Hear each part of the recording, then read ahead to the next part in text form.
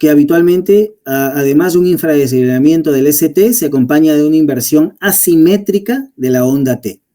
Y esto, aun cuando no está totalmente esclarecido, se sospecha que es un problema de isquemia miocárdica crónica debido a una mayor demanda por una mayor masa y un menor consumo por una menor reserva vascular coronaria. Pero esto no es un consenso en electrocardiología. Y finalmente quería mostrarles un resumen de todos estos criterios que hasta ahora hemos evaluado y que están incluidos en la escala de Rom-Hilt-Estes, ¿no? Como ustedes saben, ¿no? Y como lo he destacado también en esta charla, tenemos que sumar criterios, ¿no? Tenemos que sumar criterios. Un criterio aislado nos puede sugerir un diagnóstico, pero la presencia de 2, 3 o 4 criterios positivos ya nos permiten considerar este diagnóstico en forma más consistente, en forma más fuerte, ¿no? Y es lo que Rom-Hilt-Estes hace cuando utiliza este score. Este score para diagnóstico de sobrecarga del ventrículo izquierdo usa varios elementos o varios criterios. Usa criterios de voltaje, usa criterios de repolarización, usa alteraciones de la onda P y usa variaciones del QRS como podría ser tiempo de activación o desvío del eje, ¿no? O duración del complejo. Vemos que es todo aquello que nosotros revisamos en los criterios tradicionales. Y a cada uno de estos criterios, a cada una de estas variaciones, él da una puntuación. Vean que los que reciben puntuación son el criterio de voltaje, el criterio de alteración de STT con el padrón clásico de Strain y el señal de Morris. Cada uno de esos 3 criterios da 3 puntos. Es suficiente tener 2 de esos 3 criterios para tener una positividad en la escala de Rom-Hilt-Estes. Quiere decir que si yo veo un electrocardiograma y veo que tenemos un criterio de voltaje positivo y un strain positivo, el diagnóstico de sobrecarga es bastante consistente. Si yo veo un electrocardiograma que veo la presencia de un patrón de strain y veo un señal de Morris, el diagnóstico es bastante consistente. Entonces, recordando esos 3 criterios, voltaje, alteraciones del STT, caracterizando el señal de strain y el señal de Morris, 2 de esos 3 positivos nos hacen sospechar de ese diagnóstico. Y una otra información que me parece muy relevante es que si tenemos apenas uno de esos 3 criterios, apenas uno, Voltaire o Morris, y lo sumamos a un eje que se desvía hacia la izquierda en más de 30 grados, ¿no? Un eje desviado para la izquierda en el plano frontal del QR del ventrículo izquierdo. Y hacia la izquierda es tal vez el criterio de mayor sensibilidad para el diagnóstico de esta entidad. Pero, claro, no tiene una especificidad muy buena. Por eso es que no se utiliza en forma aislada. Pero cuando ustedes vean que el eje del QRS está desviado hacia la izquierda, deben siempre sobrecarga el ventrículo izquierdo.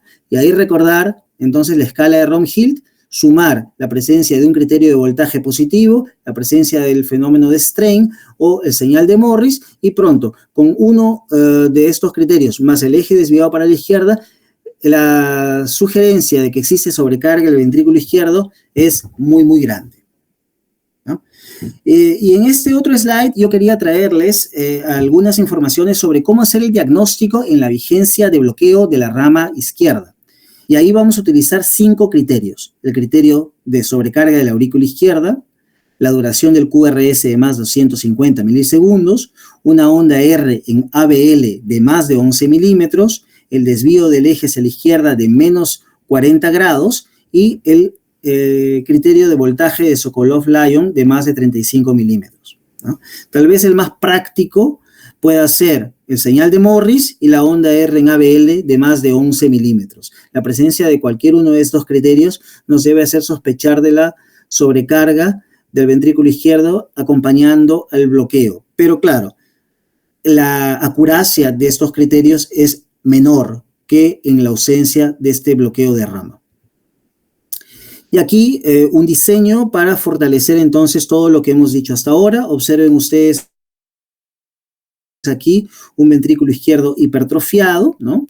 Un eje del QRS desviado hacia la izquierda, y vemos aquí un electrocardiograma. Y vean ustedes que vamos a encontrar aquellas características que ya hemos discutido. Vemos, por ejemplo, un señal de strain en D1, en B5 y en B6, ¿no? El señal de strain manifestado en este caso con una onda T negativa, asimétrica en las derivaciones que ven la pared lateral de 1 a BL, B5 y B6. Observen también que en la derivación B1 vemos el señal de Morris, ¿no? Observen también que podemos tener el criterio de voltaje positivo aquí de Sokolov-Lyon. Todos estos elementos nos permiten sospechar este diagnóstico, pero cuando tiene varios elementos en forma conjunta, entonces ahí sí debemos sugerir el diagnóstico, ¿no? Observen también que el eje está desviado hacia la izquierda, ¿no? Prácticamente en menos 30, ya que la derivación de 2 es isodifásica, ¿no?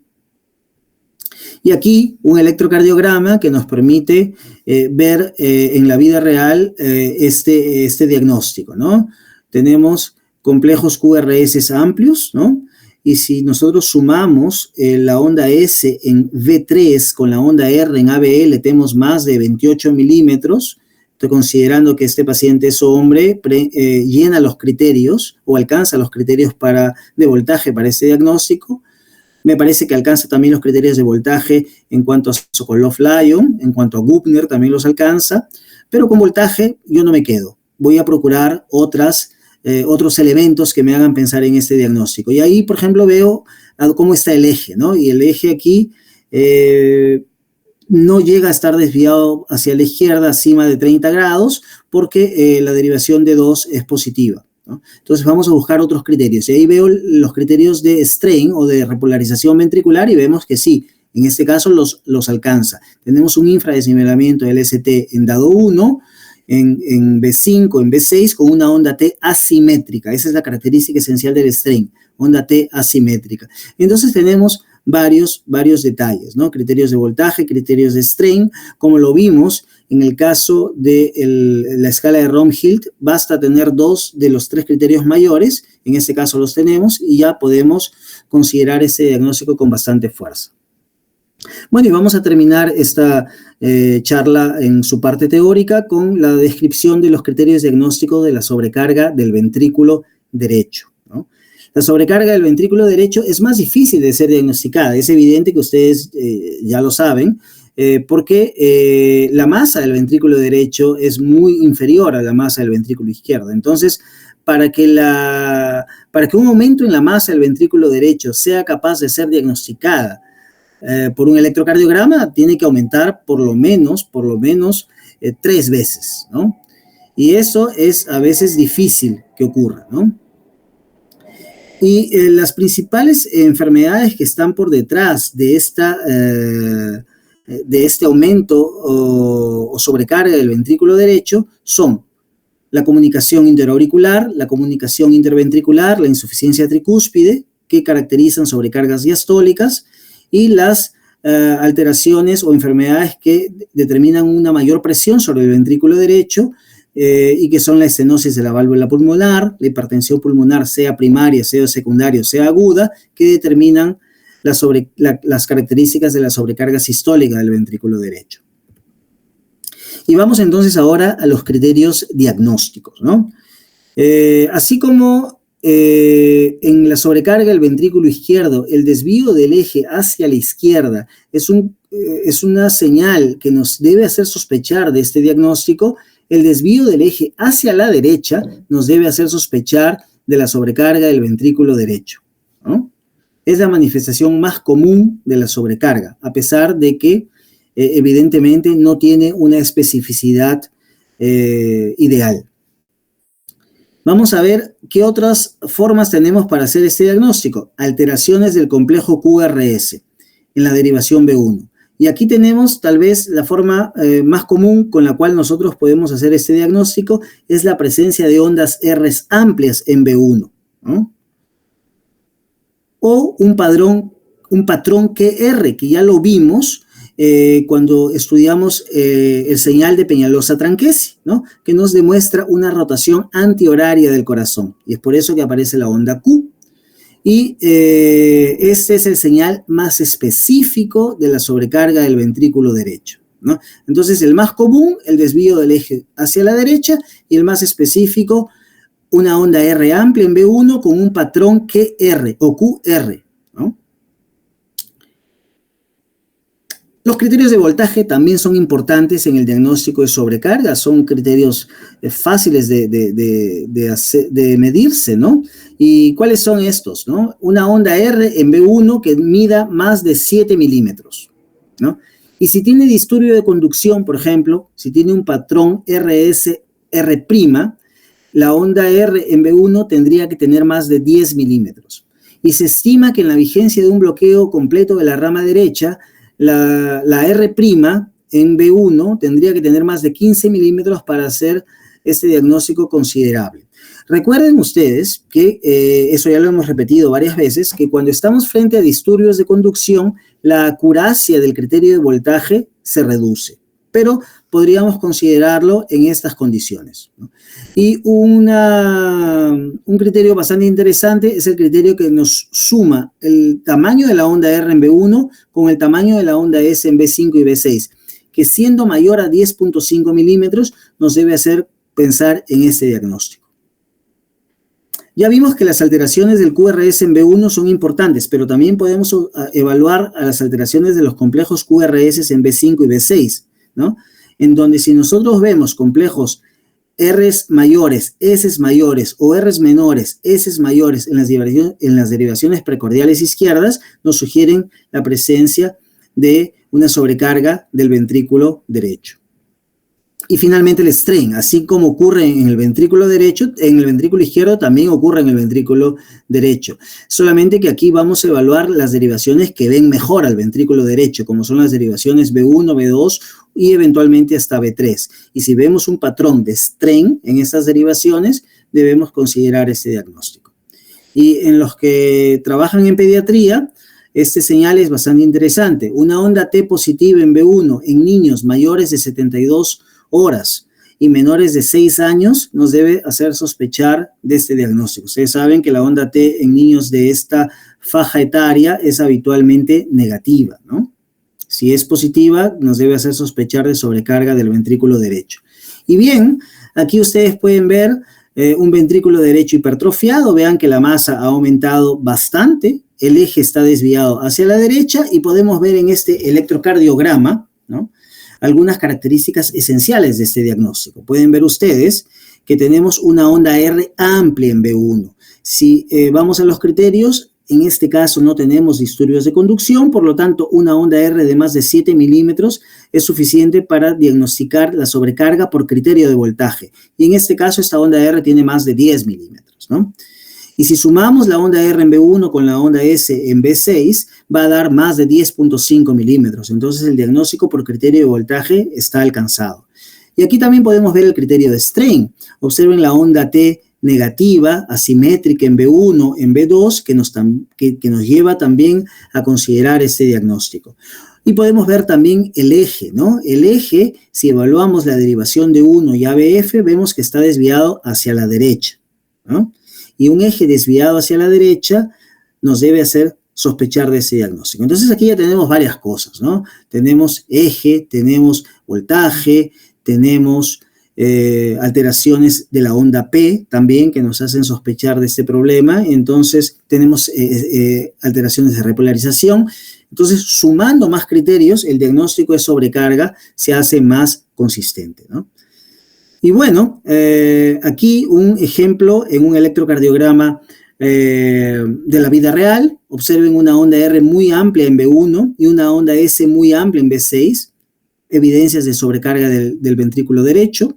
Observen el señal de strain de ventrículo derecho en B1. Observen el eje. La onda, el complejo QRS totalmente negativo en 1 y totalmente positivo en F. Entonces es un eje que está realmente desviado hacia la derecha. Entonces con todo esto, ese diagnóstico es bastante fuerte, ¿no? Y finalmente, como lo hicimos con las sobrecargas auriculares, también existen formas de hacer el diagnóstico de las sobrecargas biventriculares, ¿no? A pesar de que es un diagnóstico difícil debido a que las fuerzas opuestas de ambos ventrículos pueden ser equivalentes, lo debemos considerar en algunas situaciones en que tenemos evidencias de sobrecarga tanto del ventrículo izquierdo como sobrecarga del ventrículo derecho. Algunos ejemplos. Por ejemplo, una onda R amplia en B5 y B6 nos hace pensar en sobrecarga del ventrículo izquierdo, pero si el eje eléctrico está desviado hacia la derecha, entonces debe tener una sobrecarga biventricular. Otro ejemplo, si tenemos ondas R amplias en B5 y B6 y ondas R amplias en B1, entonces también tenemos que pensar en sobrecarga biventricular, ¿no? Y tal vez este es un señal que con bastante frecuencia lo podemos ver en electrocardiografía, es ese señal de Katz-Bachtel, ¿no? Ese señal nos muestra presencia de complejos QRS amplios en las derivaciones intermediarias. Vamos a mostrar un ejemplo a seguir. Evidentemente que a más criterios nosotros tengamos, más cerca entonces estamos de un diagnóstico correcto.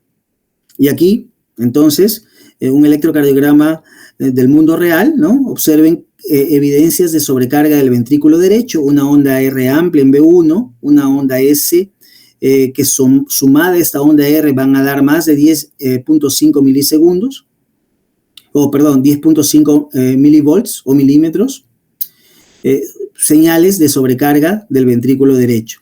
Pero observen que cuando ustedes van a evaluar el eje del QRS, este eje está desviado hacia la izquierda. Y ustedes saben que en la sobrecarga del ventrículo derecho, el eje habitualmente se desvía hacia la derecha. Entonces aquí tengo evidencias de sobrecarga del ventrículo izquierdo también, ¿no? Y si vemos las derivaciones intermediarias aquí en el plano precordial, vemos que son amplias, con Rs y S amplias, que nos hacen pensar en el señal de Katz-Bachtel. Y entonces con todo esto, ¿no?, podemos sugerir el diagnóstico de sobrecarga biventricular. Y bueno, así terminamos la parte teórica. El tema era reconocer a las sobrecargas de aurículas y ventrículos con criterios electrocardiográficos y tratar de reconocer cuáles son los criterios más importantes que no podemos olvidar, ¿no? Y eso es lo que vamos a reforzar en los ejemplos de trazados que vamos a mostrarles a seguir, ¿no? Y ahí voy a pedirle a Lisette que me ayude con la lista de los alumnos. Lisette.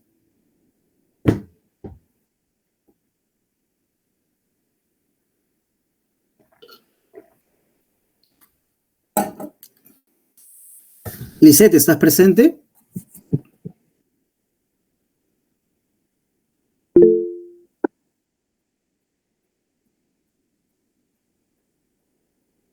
Hola.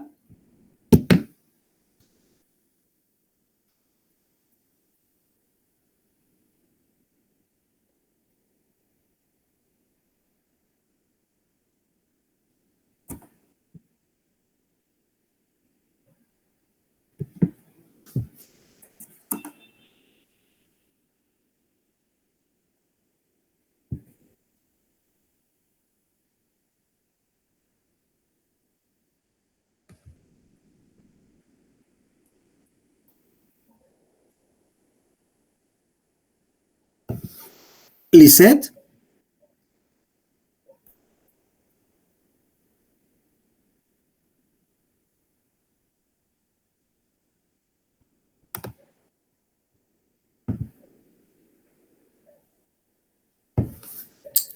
Bueno, creo que Lisette no está presente en este momento. Nelson, ¿tú estás presente? Sí, doctor, buenas noches. Buenas noches. Bueno, habitualmente Lisette me ayudaba, pero ahora vamos a tener que abrir esta pantalla adicional para poder ver quién nos puede ayudar. Nelson, vamos a ver algunos electrocardiogramas, ¿te parece? Ok, doctor.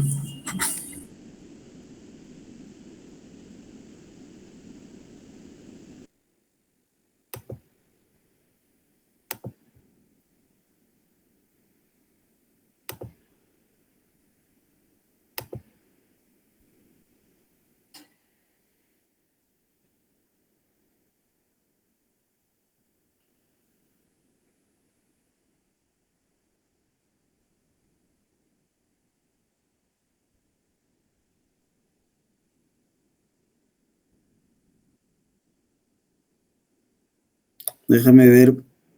He salido, creo que voy a parar de presentar y voy a volver a presentar, ¿ok?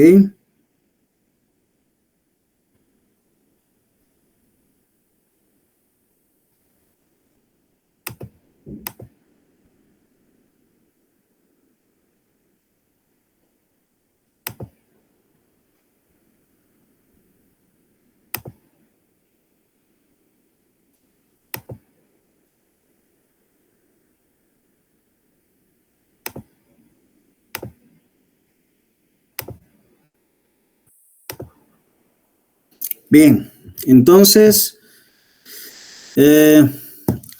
ayúdame a describir ese electrocardiograma, por favor. Ok, bueno, es un electrocardiograma que está en ritmo sinusal. Podemos observar de que el eje está desviado, en este caso, hacia la derecha. Se puede ver también en la derivación de 1, una P que tiene más de 2.5, parece, milivoltios. Se puede ver en las diferentes derivaciones, ¿no? En 1, en 2 también. En B1 se puede ver el signo de Morris, que tiene negativa en la P en B1.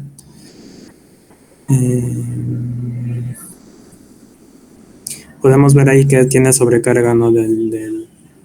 de la aurícula derecha. Por el eje desviado, aparte de eso, vemos que hay una R amplia en B1, que sumado a la R con la S igual sale más de 10.5, no tiene 10. Solo la R nada más en B1 tiene más o menos 12 aproximadamente, con el eje desviado a la izquierda.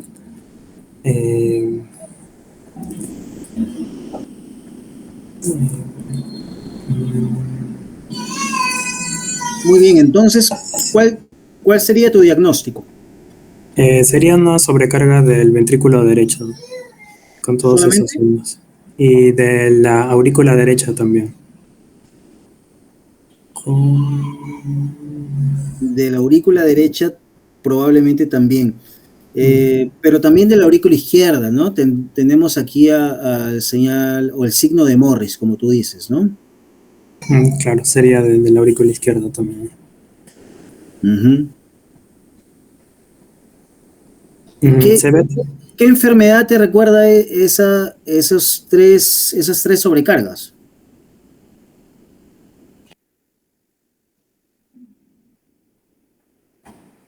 Por ejemplo, en ese tipo de pacientes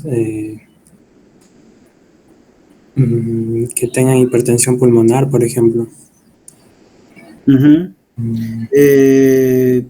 Pero la hipertensión pulmonar, claro, a no ser que sea una hipertensión pulmonar secundaria a problemas izquierdos, habitualmente no tendría por qué darte una sobrecarga de un signo de Morris, ¿no? Claro, cuando llegue repercusión ya al lado izquierdo. Si es que eso sí. Doc, ¿podría ser un CIA? Una CIA. Sí, porque tiene sobrecarga vía auricular, ¿no? El eje en la P, como dice Nelson, está en más de 2.5 en la derivada 1, por lo cual más me haría pensar en una cardiopatía de tipo congénita, ¿no? Que está haciendo el crecimiento de ambas cavidades. Podría ser. Vía auricular. Sí, una CIA podría darnos una sobrecarga del ventrículo derecho y de las aurículas, ¿no? Una estenosis mitral podría ser también. Una estenosis mitral va a dar una sobrecarga de la aurícula izquierda, manifestadas por un signo de Morris, y una sobrecarga hacia las derechas, hacia las cámaras derechas, con por ejemplo, un complejo QR aquí en B1, que es el signo de Sodi Pallares, ¿no? Que nos habla de sobrecarga tanto de la aurícula derecha como del ventrículo derecho, ¿no? En este caso, este paciente lo que tenía era una estenosis mitral de tipo reumática. Ok. Muy bien, vamos a ver otro electrocardiograma.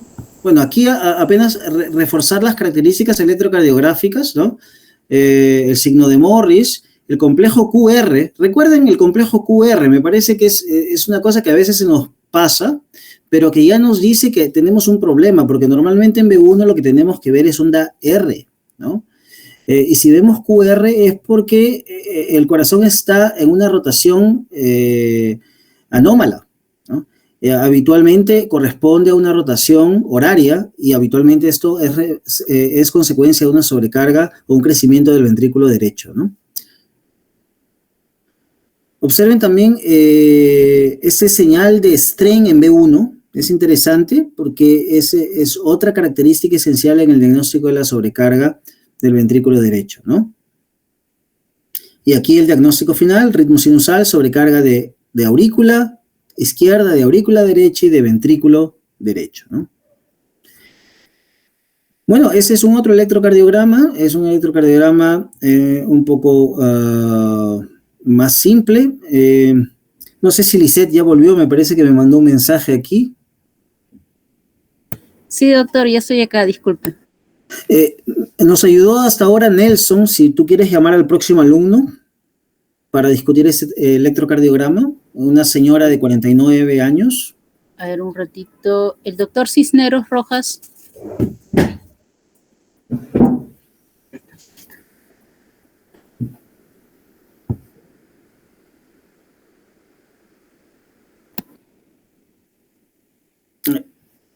Doctor Cisneros. Si no, en todo caso, la doctora Navarro. Sí, doctor.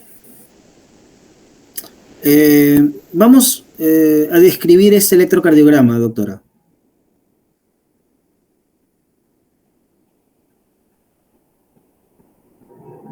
Sí, es un paciente que está en ritmo sinusal. Está aproximadamente en una frecuencia de 63 por minuto. Su eje, a ver, me parece que está en el cuadrante inferior izquierdo, positivo en D1 y AVF también está positivo. Vemos también que tiene, a ver, ya, sí, bueno, se ve la P, no llega a un índice de Morris, me parece, positivo, pero tiene el componente negativo de la P un poco más prominente, ¿no? Luego vemos trastornos de la repolarización desde V4 hasta V6, en donde V4 la T está plana prácticamente, ¿no? En V5, V6 son T's asimétricas con infradesnivel, que si bien es cierto no es significativo, pero más va para a una sobrecarga del ventrículo izquierdo, ¿no? Igualmente en D2, en D1, D2, D3, AVF, prácticamente que son en D1 y en AVL también está esto rectificado, la onda T, ¿no? Característico también de la sobrecarga del ventrículo izquierdo. Sin embargo, también vemos esos trastornos de la repolarización en D2, D3 y AVF, por lo cual podríamos pensar que hay sobrecarga biventricular. ¿Te parece biventricular? También veo que es la sobrecarga, pero en derivadas inferiores, ¿no? D2, D3, AVF, asimismo en D1 y AVL, igualmente que en B5, en B6. Me parece que es más ventrículo izquierdo, solo que puede haber crecimiento del ventrículo izquierdo y ese puede estar desviando la repolarización hacia ese lugar, ¿no? El ventrículo izquierdo. Uh-huh. Sí, realmente no tenemos mayores evidencias de sobrecarga del ventrículo derecho, ¿no? Ni por voltaje, el strain que nosotros habitualmente vemos en la sobrecarga del ventrículo derecho lo evaluamos en las derivaciones B1, B2 y B3. El eje está desviado, el eje está en posición normal, ¿no? Es más realmente un electro con alteraciones de la repolarización que nos hacen recordar a la sobrecarga del ventrículo izquierdo, ¿no? Como un diagnóstico causal, ¿no?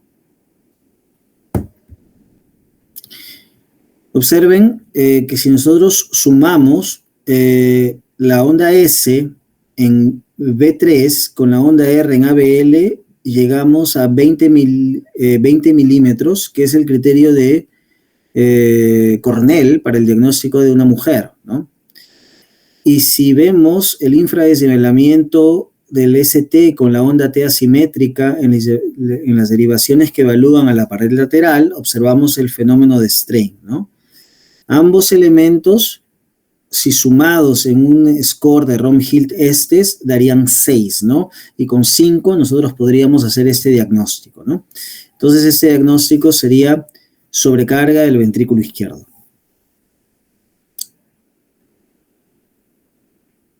Lisette, ¿alguien más en la sala? A ver, el doctor Sergio Paitán.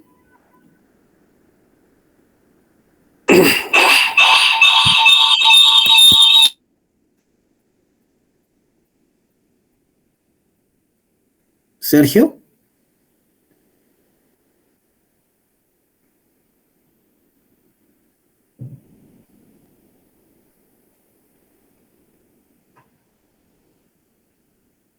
Creo que Sergio perdió la comunicación.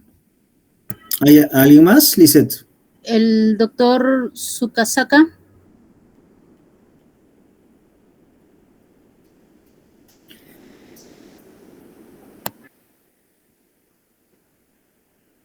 Sí, doctor, disculpe.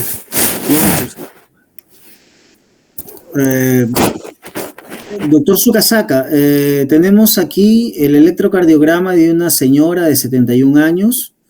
Está en ritmo sinusal y su frecuencia cardíaca es aproximadamente 63 latidos por minuto. ¿Qué más usted observa en este electrocardiograma?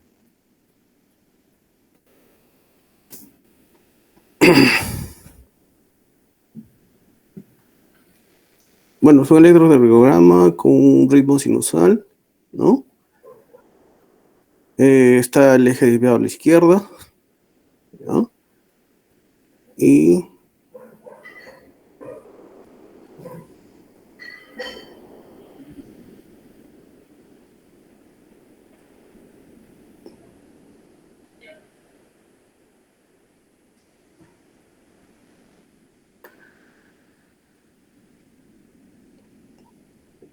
bueno, tenemos unas T negativas en D3, ¿no? Rectificada en ABF, ¿no? Y me hace pensar en una sobrecarga del ventrículo,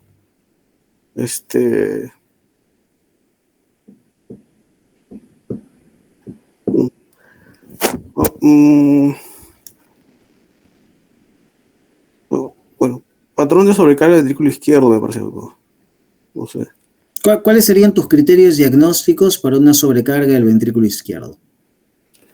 Bueno, uno que es el eje, ¿no? 2. Ok, ¿de acuerdo? Ya, 2.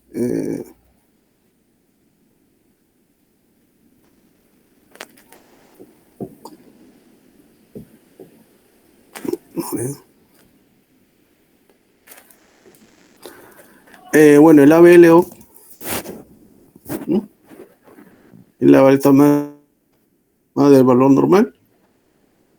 Sería más de 11. Claro, más de 11. Bueno, yo creo que con esos dos podría suponer que hay sobrecarga del ventrículo izquierdo. Sí. Sí, me parece bien. Como yo les dije, lo ideal es hacer una sumatoria de criterios, porque de esa forma nos aproximamos más al diagnóstico real. Tú has utilizado un criterio del QRS, que sería el desvío del eje, que es el criterio más sensible para el diagnóstico de sobrecarga, pero no es muy específico. y has utilizado un criterio de voltaje, ¿no? La dimensión de la onda R en ABL de más de 11 milímetros. A pesar de que ese es un criterio que lo utilizamos generalmente en pacientes que están con bloqueo de rama, ¿no? Bloqueo de rama izquierda. En realidad, si nosotros sumamos la onda S en B3 con la onda R en ABL en una mujer que dé más de 20 milímetros, es un buen criterio de voltaje para poder sospechar de ese diagnóstico, ¿no? Y entonces, ese criterio de voltaje, que sería el signo de Cornell, ¿no? O el índice de Cornell, junto con el eje desviado, son elementos que nos hacen pensar en este diagnóstico. Tú comentaste que la T negativa en D3 nos hacía pensar en sobrecarga, pero a pesar de que depende mucho de la disposición del corazón dentro del tórax, ¿no? Pero habitualmente las derivaciones D1, ABL, B4, B5 y B6 son las derivaciones en las cuales debemos encontrar mejor a las alteraciones de repolarización, ¿no? Porque son las que evalúan mejor a la pared anterior y lateral del ventrículo izquierdo, ¿no? ¿Cierto?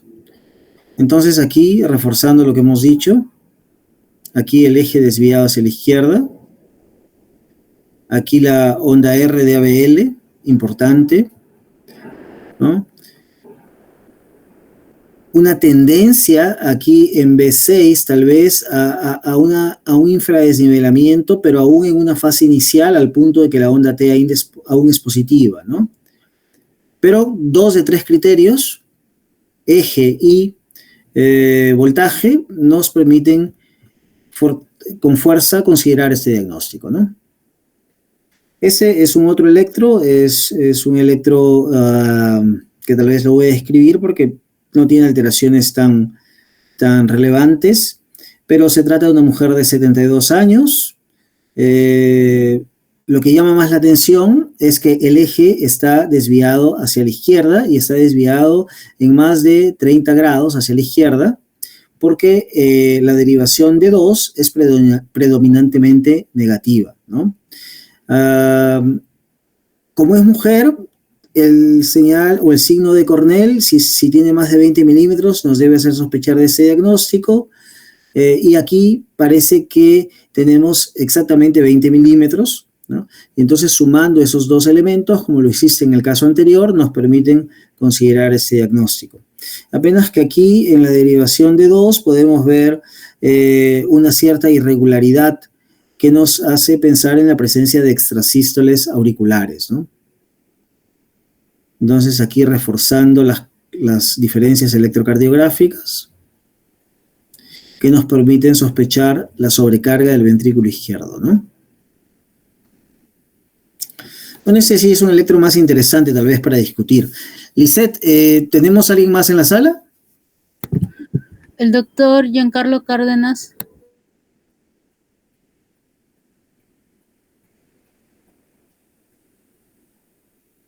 Giancarlo, buenas noches.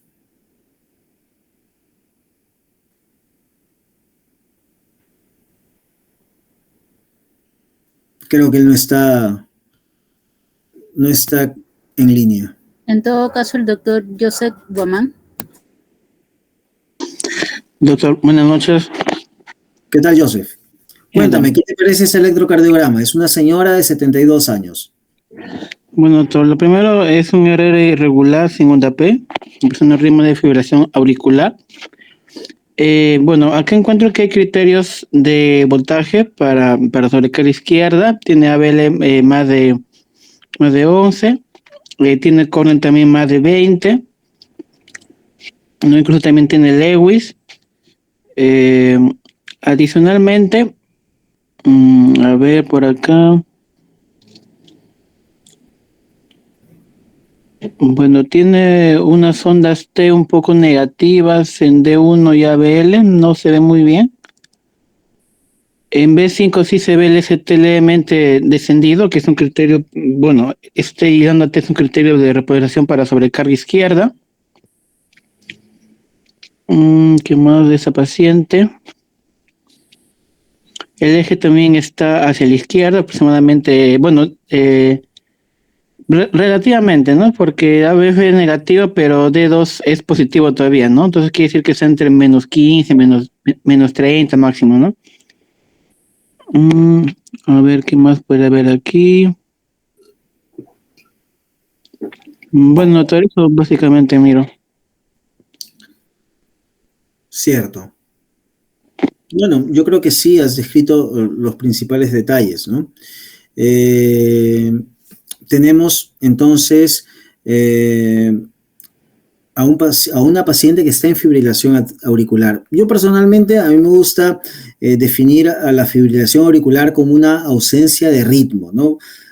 Por eso es que nosotros en electrofisiología no llamamos a la fibrilación atrial como un ritmo, porque el ritmo es una orden, es una secuencia esperada y la fibrilación atrial es totalmente inesperada. Entonces nosotros llamamos ritmo sinusal o ritmo auricular ectópico o ritmo ventricular, pero la fibrilación auricular realmente es ausencia de ritmo, ¿no? Apenas desde el punto de vista descriptivo, ¿no? Desde el punto de vista de este electrocardiograma, lo que tenemos sí es una fibrilación auricular, entonces, con algunos criterios de sobrecarga del ventrículo izquierdo, ¿no? El criterio de voltaje, como lo vemos aquí en la sumatoria de la onda S de B3 con la onda R de ABL, el criterio de repolarización alterada, como es el fenómeno de strain en B5 y en B6, que nos permiten llegar al diagnóstico de sobrecarga entonces del ventrículo izquierdo, mismo en la presencia de fibrilación auricular, ¿no? Aquí tenemos un otro electro interesante. Lisette, ¿tenemos algún otro alumno en la sala? A ver, el doctor Arrieta.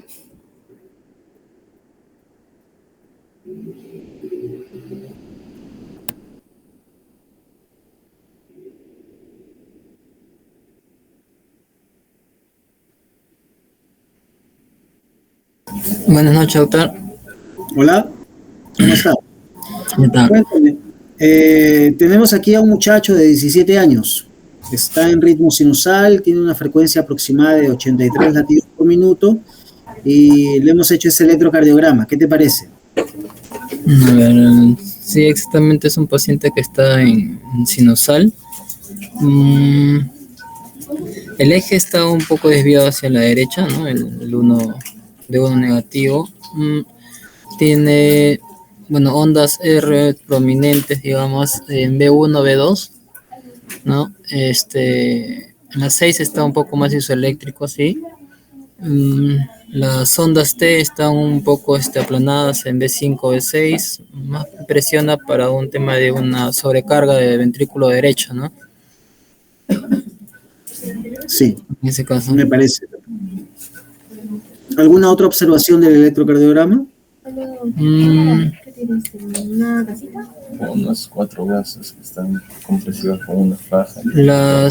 En realidad una depresión un poco del ST en B2, B3 sobre todo, ¿no? Una T un poco isodifásica en esas derivadas, ¿no? En B2 y B3.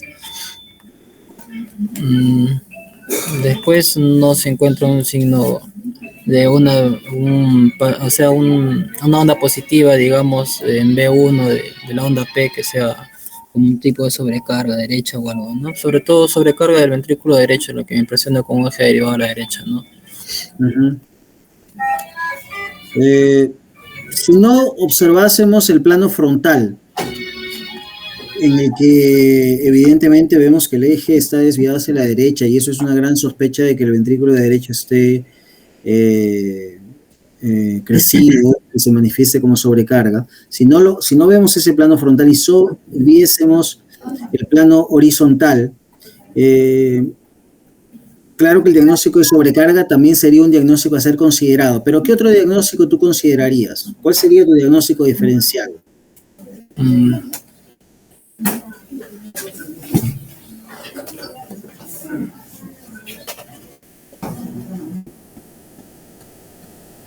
Como diagnóstico diferencial,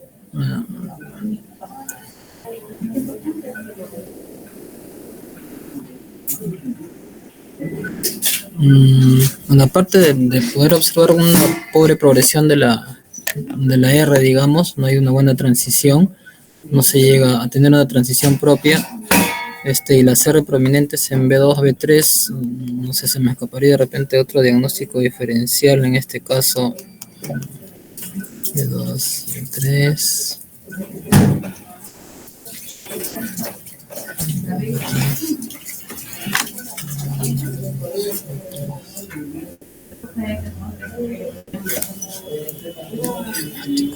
¿Qué otras entidades cursan con Rs amplios en B1, B2, con alteraciones de repolarización de características opuestas a la dirección principal del QRS?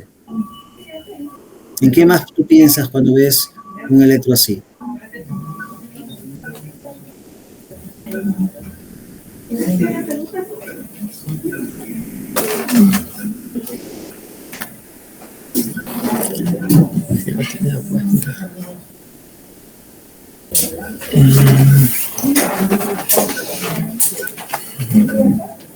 Podría ser una hipertrofia septal.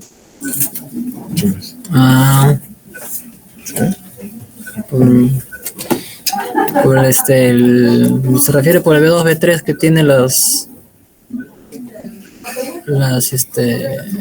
segmentos ST opuestos. Sí, porque tenemos una onda R grande, ¿no? En B1, sí. B2. Entonces, podría ser una hipertrofia septal, por ejemplo, ¿no? Sí. Podría ser también un infarto lateral, ¿no? De una circunfleja, antiguo, ¿no? Un infarto antiguo que se manifiesta como una onda R amplia en B1 y B2, ¿no? Como una imagen en espejo, ¿no? Del QRS, ¿no? Podría ser, por ejemplo, un bloqueo de la división anteromedial izquierda, con Rs amplias en B1, B2, B3, que caen hacia B4, B5, B6. Esas son tres posibilidades, ¿no?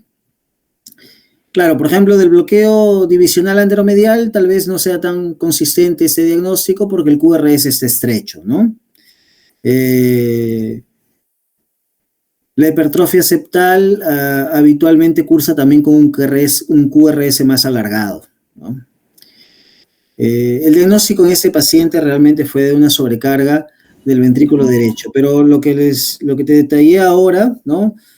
Pensar en otros diagnósticos es importante para que tú no dejes pasar otros problemas, ¿no? Si el QRS fuera más largo y, por ejemplo, el intervalo PR fuera más corto, podríamos pensar hasta en una preexcitación ventricular, ¿no? De tipo A de Rosenbaum, por ejemplo, ¿no? Entonces, todo eso nos puede causar Rs amplias en B1, B2, ¿no? Zonas inactivas laterales, hipertrofias septales, bloqueos divisionales, preexcitaciones, todo eso siempre tiene que estar en la cabeza de todos ustedes cuando evalúan un electro. Siempre considerar qué más podría ser, ¿no? En este caso fue lo que tú has dicho, una sobrecarga del ventrículo derecho. Y aquí también hacer referencia a que la onda P en B1 es un poco amplia, no sé si llega a 1.5 milímetros, pero fue considerado el diagnóstico de sobrecarga de aurícula derecha también, ¿no? Bueno, aquí tenemos otro electro de una paciente de 53 años. ¿Tenemos alguien más en la sala, Lisette? A ver, el doctor Álvaro G.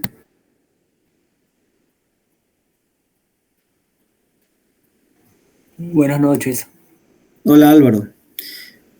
Cuéntame, ¿qué te parece ese electrocardiograma? Es un ritmo sinusal. El eje está un poco desviado hacia la izquierda. El ABL tiene más de 11. El AR, donde R sería como una sobrecarga ventricular izquierda.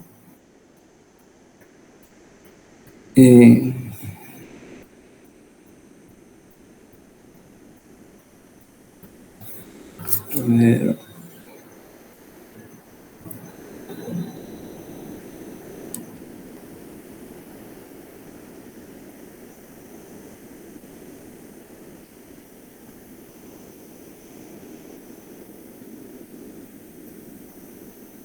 ¿Cuáles serían entonces, en resumen, tus criterios para ese diagnóstico de sobrecarga ventricular izquierda?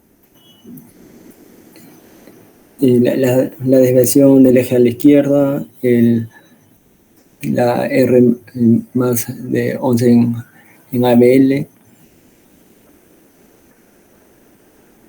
Cierto. Entonces, por ejemplo, aquí nosotros no tenemos realmente un eje desviado hacia la izquierda que nos permita considerar fuertemente el diagnóstico, porque tenemos una onda R positiva en D2, ¿no? Lo que quiere decir que este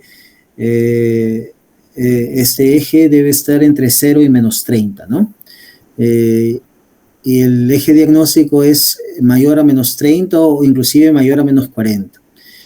Pero sí tenemos criterio de voltaje, ¿no? Tenemos el criterio de Cornell, positivo, ¿no? Tenemos también el criterio de Gubner, que son, y otros autores más seguramente que podrán alcanzar los números necesarios para llegar al criterio positivo, ¿no?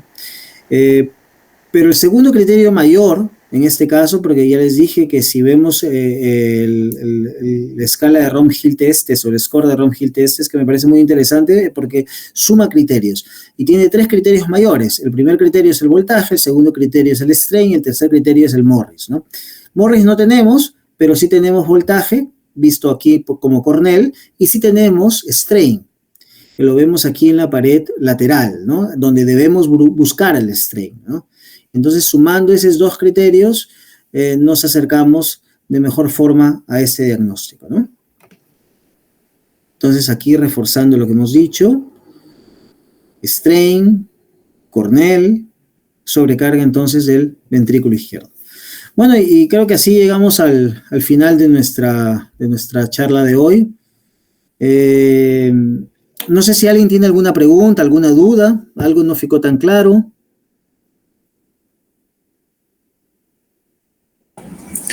Doctor, una consulta. ¿Y es posible diferenciar entre la sobrecarga diastólica o sistólica de volumen o presión? Sí, las sobrecargas diastólicas habitualmente se manifiestan por Rs muy amplias, ¿no? Y las sobrecargas sistólicas en las derivaciones que ven a la pared lateral, ¿no? Rs muy amplias, acima de los 40 milímetros, ¿no? Y las sobrecargas sistólicas se manifiestan por los fenómenos clásicos de strain, ¿no?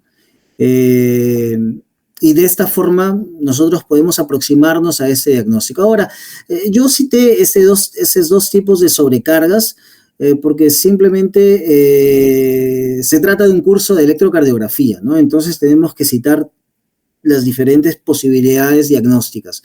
Pero en la práctica, como entendemos que son ambas etapas apenas de un mismo proceso, creo que lo más importante es que ustedes consideren el diagnóstico a que consideren un subtipo. Me parece que va a ser más útil en su vida práctica, en la práctica de su medicina. Ok, doctor, gracias. ¿Alguien más tiene alguna duda?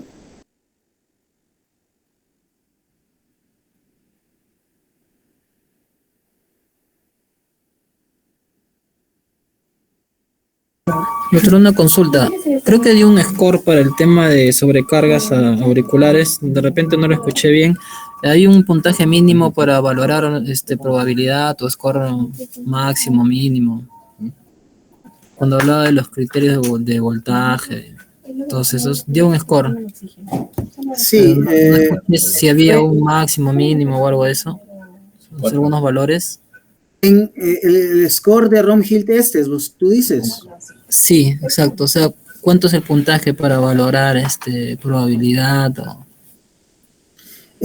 Con 5 puntos se hace el diagnóstico, por lo menos esa fue la propuesta de Rom-Hill testes, ¿no? Y con 4 puntos se sospecha el diagnóstico, ¿no? Entonces, un diagnóstico de sospecha, 4 puntos, y un diagnóstico final, 5 puntos. Ah, ya. Pero esto es para sobrecarga del ventrículo izquierdo, ¿eh? Ah, ya, sí, sí. Lo que pasa es que la sobrecarga del ventrículo izquierdo utiliza a las alteraciones de la onda P como criterio de diagnóstico, ¿no? Y entonces es por eso que nosotros debemos considerar la señal o el signo de Morris en estos casos, ¿no? Es interesante que ustedes dominen este score, esta escala, porque junta todos los elementos que tenemos que recordar para poder, de forma más consistente, llegar a este diagnóstico, ¿no? Voltaje, strain, alteraciones de la P, alteraciones del QRS, eje. Entonces, si tenemos todo esto en la cabeza, a la hora que vemos un electrocardiograma en nuestra práctica diaria, será más fácil llegar al diagnóstico correcto, ¿no? ¿Alguien más tiene alguna duda sobre la clase?